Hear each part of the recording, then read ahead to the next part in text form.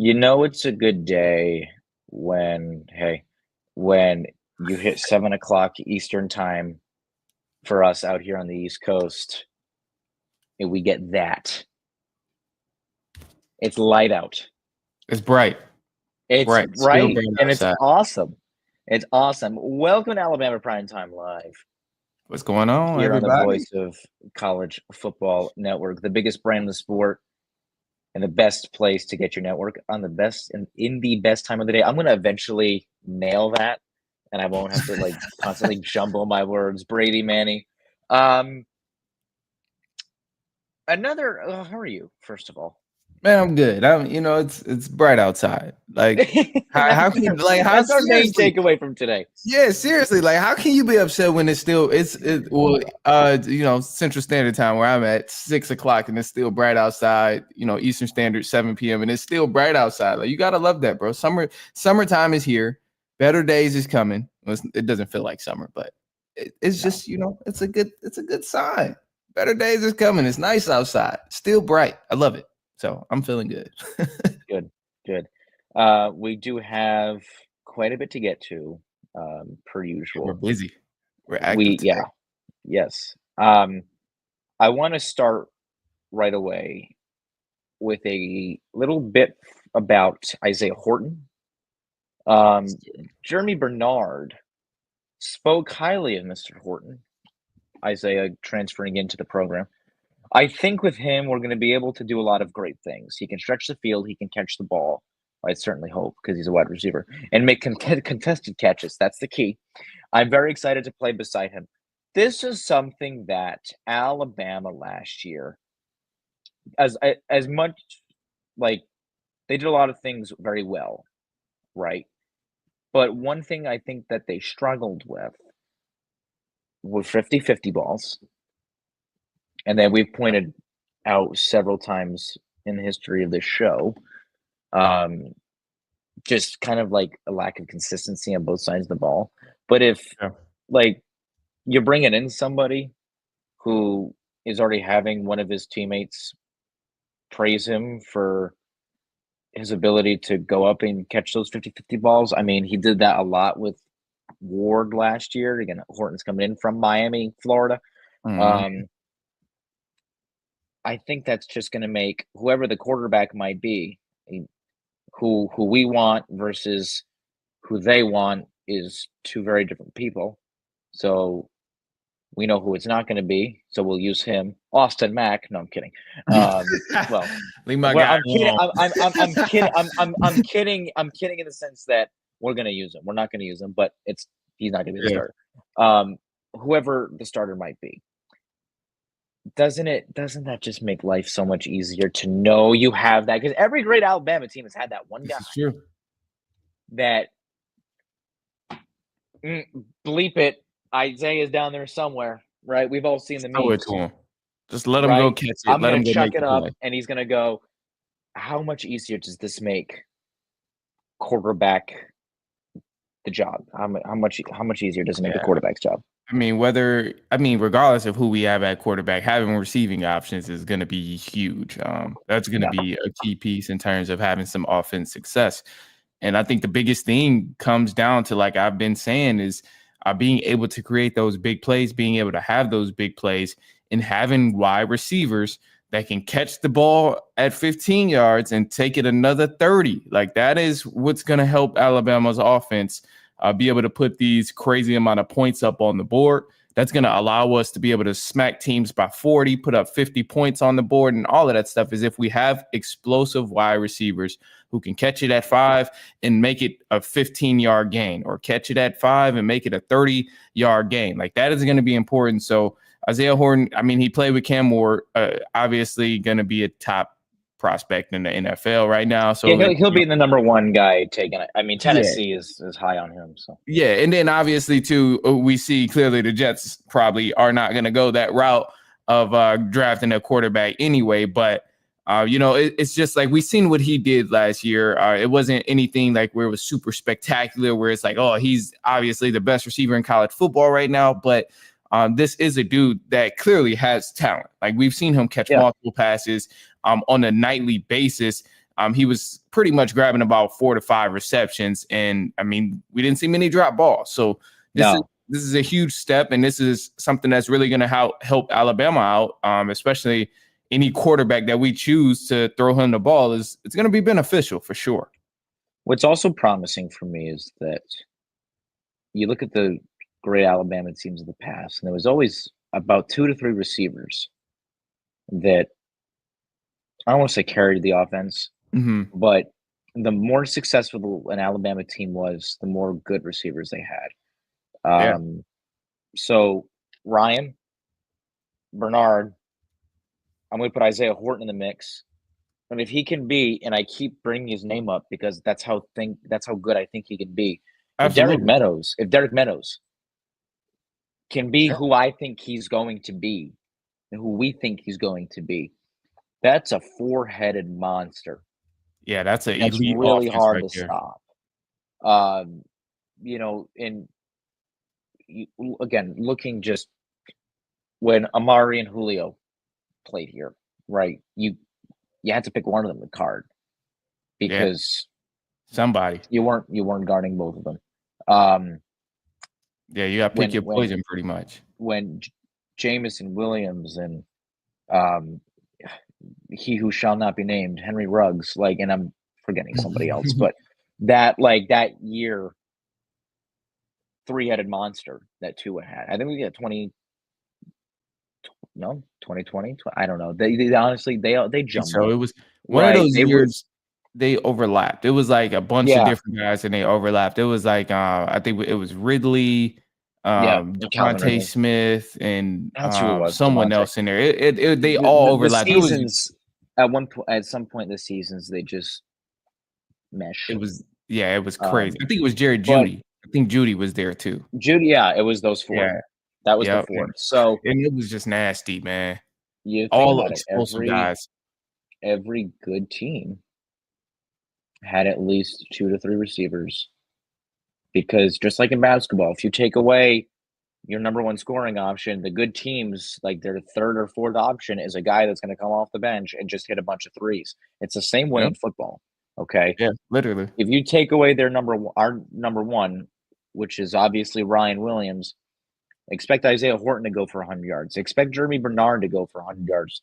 And hopefully sooner rather than later, expect Derek Meadows to go for 100 yards. Yeah.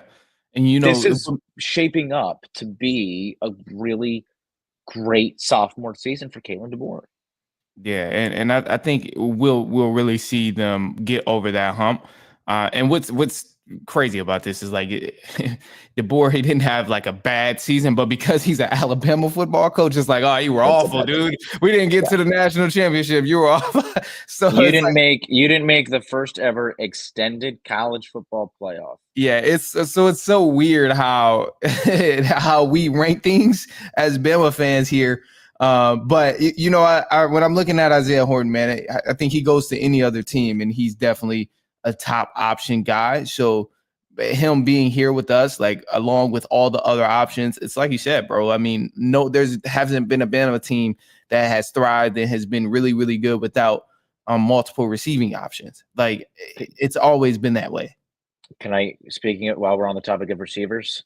Yeah. So right before we went on the air, we got notice that Russell Wilson was going to the Giants. This is just out of 45 minutes west of me in Foxborough.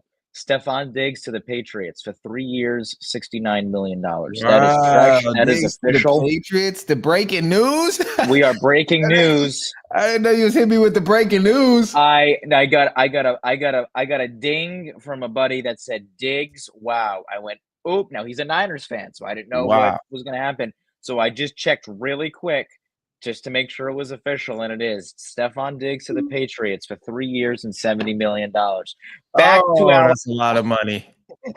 That's a lot of money. Yeah, that's a lot of money for Diggs, who's kind of on the back end. Great receiver, but yeah, that's a lot of money for a guy who's coming off an injury as well. Oh, yeah, that's tough.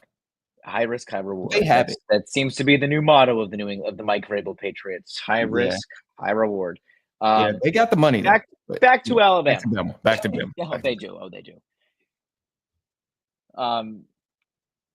I like I mentioned earlier, I think that, yes, by Alabama fan standard, this past year sucked, but you give in that you've got a three-headed monster. Jam's a year older. Jam's a year better. Yeah. You have. I'm also too as well. I'm not going to leave out Jalen Hale when it comes to Mm. this thing because he was starting to come on at the end of last year Mhm. and he looked promising. He really did. So you have Dre Washington, who transferred into the program as well. I'm trying to think of I'm trying to load up where he came in from. So you have two experienced running backs, Jam and Dre. Or maybe Dre didn't transfer in. So I thought they had a running back transfer in. Nope. I thought it was at least one of them. It'd help if I wasn't looking at departures. Mhm. Dre Wash. Oh, from Okay. Louisiana. Okay, yeah, he came in. Yeah, He I came could in have from sworn it was at Louisiana. least one. Yeah, I'm gonna say we're not totally crazy. Right. Yeah. So yeah, you have two experienced, smaller guys. Dre's 5'9", 225, so shorter side of the stick, but certainly not the weight side of the stick. 225. Yeah, that's the running back I want on 3rd and 1. That's the Yeah. running back I want in 4th and gotta go for it. 4th and 2, 4th and 3. Yeah, I'll take that dude, man. I mean, I'm running the football on that on 4th and 2, and I've got to have it. I'm giving it to my 225-pound back, and especially because he's shorter, there's a lower center of gravity. So this is just basic physics. The lower your center of gravity is, it's going to be harder for you to get taken down, right? yeah, this is true. So that's who I want. No disrespect to Jam because I love the kid.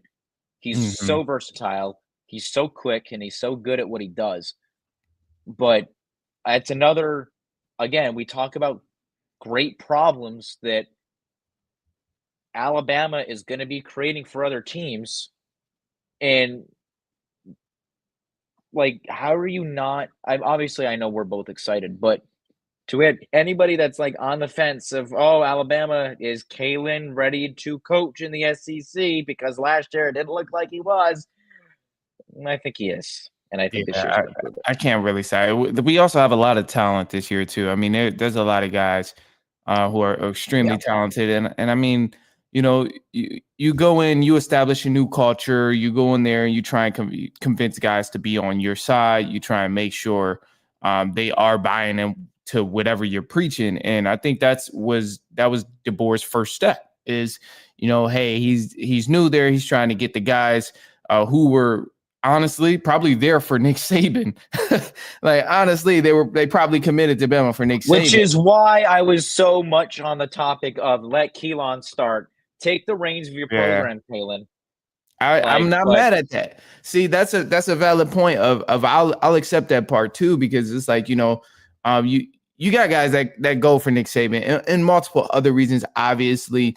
But when DeBoer stepped in, he stepped in and tried to ultimately convince everybody to stand behind him and get on board with his quote unquote new culture at Alabama. for the In a most new part, era. they did. For the most part, they did. The Yeah. one that left that I was actually really upset about was Bond. Yeah, yeah. I That mean, was yeah, the that one. I was was crucial. like, where did he end up going? That was a big Miami? blow. Where did he Yeah, end up going? Miami? I think so.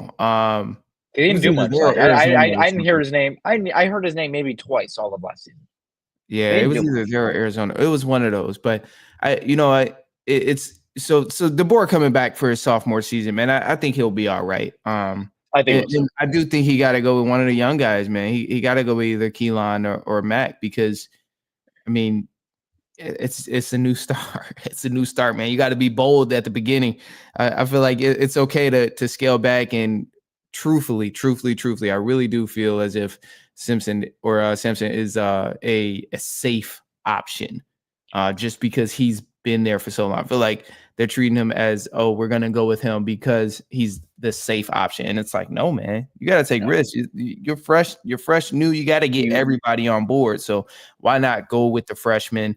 Or the red shirt sophomore that's really on their A game right now.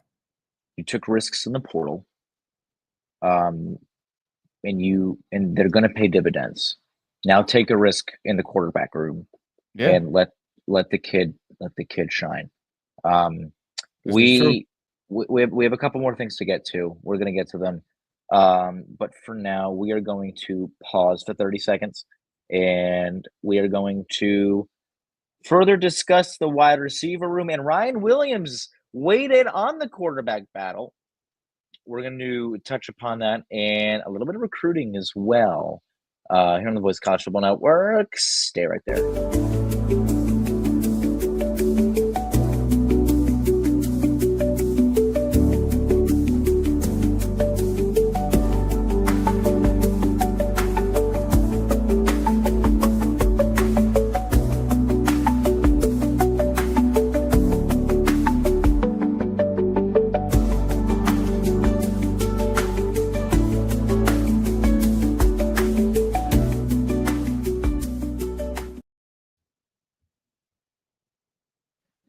Welcome back. After some wide receiver chat, we are actually going to keep rolling with it. No, I'm a liar. We're going to start with the defense. I know I said we start with It we keep works. going with the offense, but yeah, I'm a liar. Alabama still works. Xavier Brown. Haven't heard much from him in the off season.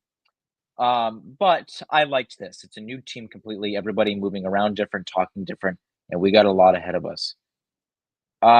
Obviously, right? Like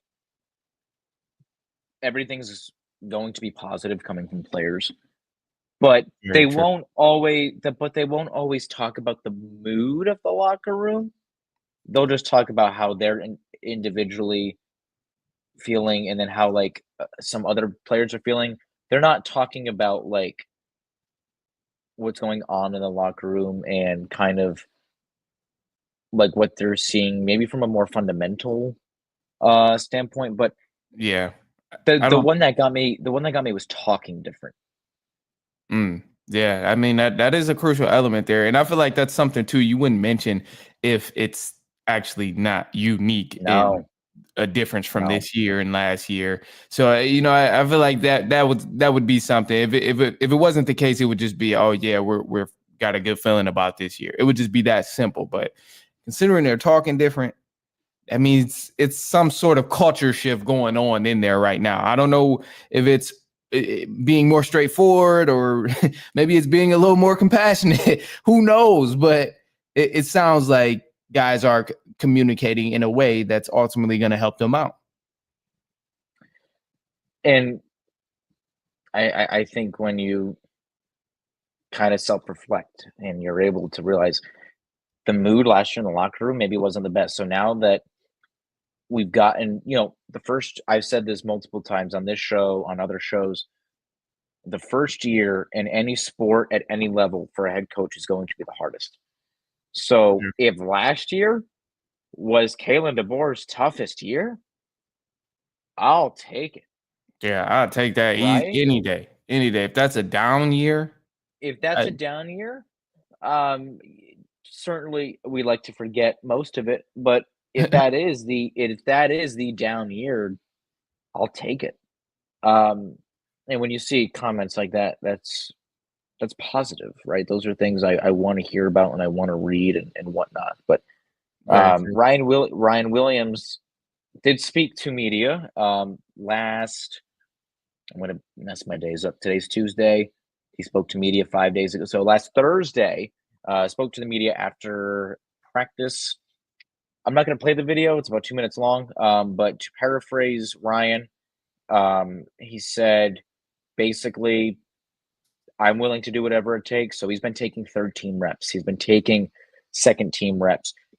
Basically, getting himself acclimated to all three quarterbacks because he doesn't know who's rolling out. And then he did say, whoever we roll out, we're supporting our guy in the backfield Yeah. and we're just trying to win football games. That is the answer. First of all, the kid is matured so much, right? He's he's wise beyond his years. Yeah. He's an 18-year-old sophomore. I mean, that's That's bonkers crazy. And to that's a me. pro move right there. That's pro a move. true pro That is move. absolutely a Like, pro move. regardless of who we have, I'm gonna make sure that my communication with him is great. I'm gonna make sure we're on the Yeah. same page when throwing the ball, how he throws, and just get comfortable with whoever is gonna throw the ball. And that's a pro move there, because you think next level, being the NFL, that can easily be the case. Like, that can easily be the case. You don't know who you might have throwing you the ball. Like, you look at today's NFL, it's a quarterback frenzy right now. Everybody's trying to get a quarterback, and these receivers got to adjust to that. So I love that from Ryan Williams, and that's a pro move in my book. I think he's quickly realizing, he's learning from his elders, and it's, well, I see what happens to people like Antonio Brown, crash Hmm. outs, right? Like, who don't like who they're Hmm. playing for, and they complain, and they this and they that, and they blah blah blah blah blah. And he wants to be Adam Thielen. Never complained. Yeah, just go in there, Played do for your a thing. crappy Carolina team for years. Left, came back, never complained once. Yeah, just That's the guy I want, right? Adam Thielen was a great wide receiver. yeah, definitely elite. Didn't have the name because he played for Carolina, but Adam Thielen was a good wide receiver. Antonio Brown was also a good wide receiver, but he won a lot. And later in the career, we don't really need to go into the off the field issues, but there were off the field issues. Um, Yeah, and he's Twitter famous or X famous now for maybe not the right yeah. reasons. But none. But I digress. I I digress. It's, if Ryan can be the off the field leader, what more do you want from that kid? I mean, Yeah. what more do you And want? this is great for the locker room too. Yeah, I mean, this Yeah. is amazing for the locker room when you think about the impact it has, because him having a successful freshman season and then coming back and setting the tone in this type of way, it definitely, it's inspiring to those who are there. I mean, you think of the transfers who just got in there, all the other receivers in that room. You got to, I mean, they take notice of that. It's like, okay, Yeah. we see the number one guy who was here last year, had a lot of success, big plays, and doing his thing. This is the approach he's taking to us not knowing who's going to be our quarterback. So why not get on board with what he's doing, so I can make sure, we're all going to be on the same page with whatever quarterback. Even if I like this guy more, even if I want him to be the starter, it's like, okay, well, let me make sure that I'm able to do my job efficiently, regardless of who's throwing the ball at quarterback. So Ryan Williams doing this and taking the approach to get comfortable with every quarterback in that quarterback room. I think it's helpful to the entire locker room, because it's just setting the standard of how much harder the receivers are going to work, regardless of who's throwing the ball. So it's a great move for him, but ultimately it's going to help the locker room too, because I mean, hey, he's just getting down to it and working hard. And people feed off of that. It doesn't matter if they're freshmen, redshirt freshmen, or they're Yeah. in their grad year. Yeah, I That mean, energy is contagious. absolutely. You see It someone really showing is. up to work, going hard, is gonna make you want to work hard. So you got to love that from Ryan Williams for sure, and that's why he's special. Yeah. Um, I know we're waiting, I guess, for some of the 26 kids to make some decisions. But there is one kid in particular. I'm going to pull up the 2026 class, according to 24/7. How in the world Maryland? Well, I guess he's from Baltimore, but good for Maryland, I guess, for like landing like a top recruit, because Top we recruit, all yeah, know that's pretty elite. that doesn't happen often. Um, Jordan Edmonds looks like he's Top going to guy, Alabama. swayed over to Um, Bama. yeah, this is not confirmed or anything, but from what we're hearing, it's pretty much we're just waiting for him to get in front of a microphone and commit to the University of Alabama. Yeah, Um, I like that. I like Yeah, the 6'2" and a half for yeah, a 16 turning 17-year-old corner. yeah. I mean that's Who's an to say elite he's done combination growing? already, right there at 6'2" Who's at to say, corner. yeah? I've Who's to I've and realized. who's to say he's done growing? Yeah, I mean, maybe he does grow to 6'4", maybe 6'5", who knows? But I've grown to realize, like with cornerbacks, man, to me, I've found that some of the best cornerbacks are built like wide receivers, and Yeah, they could also very much play wide receiver in terms of quickness, in terms of ball skills, in terms of athletic ability. Like they're very, very similar, and I think that's what makes the whole matchup thing so entertaining of wide receivers and DBs because they're so similar. They're very similar to each other, yeah, just on opposing sides of the ball. And with this kid being 6'2", and I didn't check his wingspan yet, but the height alone just tells me that yeah. obviously he's built like a wide receiver. And when you got the height, obviously very good for some jump balls if you can go up there and grab some. And being able to come up and tackle is a huge plus. But I'm excited if he does commit to Bama. I think this is definitely huge. You want to add another guy, a lanky corner who can do their thing, and someone you don't have to worry about being on that side of the field. And you can count on him to come down and make a play. I like the receiver comment. Go ahead and read the highlighted text. All right, let's see. So I can barely see it. All right, let me zoom in. All All right. right, It gotcha. says two-way Two-way. snaps at cornerback and receiver. Love it, man. See, this is what I'm saying. This is exactly what I'm saying. Most defensive backs are also either a great receiver or could be a great receiver. And that helps too, because now when he is guarding elite receivers and top tier receivers, he's able to like channel that. He has that knowledge of, okay, well, this is the thing most receivers like to do. And I know they like to do it because I like to do this shit. so Yeah. so like I like to do this shit when I'm at receiver. So of course, most receivers that I'm guarding is going to try this same type of move. So, it's something there. It's something there when guys are defensive backs and they could also play wide receiver, or if they were a wide receiver as well. Finished his junior season with 32 receptions for 648, 4 scores, and 30 tackles, tackle for loss. And I mean, was watching a little bit of film earlier, just locks kids down. His dad, you see it there, played for the Bengals, went to West Virginia. So Love to see that. yeah, I mean, I certainly don't want anything else. I want kids that are going to come in that have the ball hawk mentality, especially Yeah. for kids in the secondary, and that's what I'm getting from Jordan. Um, as we've been doing, we'll review one game a week until the start of the season.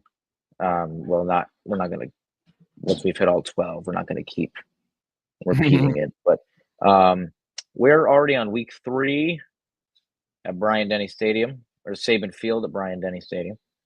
Alabama hosts Wisconsin in the return game of the home and home series that began last year.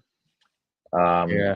Last year, Alabama went to Camp Wisconsin. Randall Yeah. and they won 42-10. That was on a Big Noon Kickoff on Fox.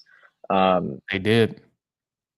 They were ranked number 4 at the time, and I really don't see any changes. I mean, I Yeah, think me neither. is just Um, more talented than Wisconsin. I think you can't get into a track meet with Alabama because you will yeah. lose. Yeah, and that's how it ended up happening last year. I mean, they Yeah, started off a little slow, and then as soon as as soon as they were like, "Oh, okay, we're playing football. All right, bet." Bama just started rolling on. and I'm looking now at like the transfers. Wisconsin lost a lot of kids. Yeah, so they I'm might not not even going even. to count how many. There's at least 40 names on this outgoing transfer list. And Wow. then the incoming transfer list, there's significantly less. My numbers could be off, but I don't think they have a starting quarterback. It looks like it's going to be Billy Edwards coming in from Hmm. Maryland. That's not definite. I don't know who's starting. It was Van Dyke last year. He's off to SMU. Put his Yeah, name in the portal, they and I think that's looks like it's gonna. That's or they got Locke too. Don't have Locke actually. Braden Locke was their other one. He where might have. I'll look again. He might have transferred as well. So it seems like that they're. Yeah, he did. He transferred to Arizona. He'll take over for Noah. I forget his last name, but the kid Noah is. I know his. That's his first name. I don't know why I remember it, Mhm. but so it looks like this is Yeah, Billy Edwards Jr.'s team. it'll And probably in be the quarterback battle alone, whether it's Ty Simpson or Keelan Russell versus Billy Edwards, I'm going to take Ty Simpson or Keelan Russell and the weapons that they both have and the absolutely. improved experienced defense that Alabama has. I think Alabama is going to march to a 34-7 win over Wisconsin. 34. Okay, 34-7 is not bad. And I think we definitely see something similar to last year, if not worse. But I think I'm gonna take it a step ahead, man. I'm gonna go a step further, and I'm gonna go on record and say I think Bama slaps up 63 on Wisconsin. Wow. Yeah, So yeah. you really like the offense. Yeah, I think we slap up 63, man. It's about time, bro. It's been a minute. Like, seriously, man. I'm ready to get back to like beating teams very, very bad. Like, I'm ready to get back to that point. Like, I know last year, the only team we slapped up 60 on was Western Kentucky. And obviously it's Western Kentucky, so it's nothing to like hoot and holler about. But with Yeah. Wisconsin coming to Bama this time. I think we need to see that 60 piece. Yeah, I think we need to see that 60 piece because we went there last. We were on the road when we went to Wisconsin and we Yes. still slapped up 42. And again, you got to remember that's a crazy environment. You know, Wisconsin fans are there and everybody's hype, especially the way we started the game where it wasn't any momentum. We didn't really look good, and then eventually we started rolling on them. So considering that they lost a lot of people in the portal. I'm gonna go 63. I'm gonna go 60 something. 60 something. If not 60, definitely we getting like 54 or 52 Yeah. type of vibe. But I think it's gonna be a frenzy for Bama. A highlight session, if you will. Maybe if as much as I don't think the Florida State game is going to be well, all right, here's how I can picture this going. We all know Florida State is now the laughing stock of the ACC, right? Oh yeah, So Joe. they're gonna kill Florida State. Louisiana Monroe again, no problem. Well, it's been an easy schedule to start. Are they There you really go. a top? What are they going to be? 15 team? I think that's fair to say a top 15 preseason team when the first AP poll comes out. I think that's fair. Yeah, I Um, think that's safe to say. so say they're a top 15. Oh, are they really worthy of it? And you play Wisconsin, that's not horrible. They kill them, and it's maybe they are worthy. Oh, but you've got Georgia next week, Yeah, so Georgia's gonna be, we'll and then see. Vanderbilt too, because last year we lost to Vanderbilt. Vandy's So Vandy's going to be it's like you got to take tough. them serious now. Yeah, Like regardless of who they have, you at this point you got to take them serious because they beat us last year.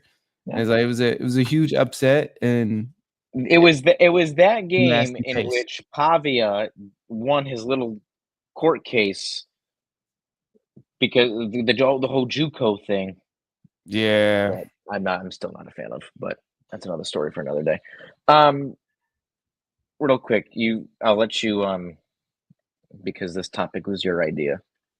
The wide receiver, I'll let you take the lead I say we hit on it that. next week. I say We we hit it say next week. Oh, all right. yeah. I So think we to come be out the gun. continued. Yeah, to be continued. We come out the gun blazing with best Alabama wide receiver. Who's your guy? Think about it. I, Let it I got a marinate. couple. I got a couple on the name, but I've got mine. I've got mine. You said you already got to. Okay. Yeah, I can't wait to hear it. Then I got a couple in mind, but it'll be tough. So okay, yeah, we'll throw that into next week about it. That'll do it. Like, subscribe, and share if you want college football all 12 months of the year, because we all know most networks don't do that. If you'd like that, this is the place to be. Absolutely. Every Tuesday, 7 Eastern, we'll be here. We'll be right here. We'll be here. So if you like what you saw, please consider doing that and consider helping us out. Manny, Brady are going to see you next Tuesday. Roll Tide.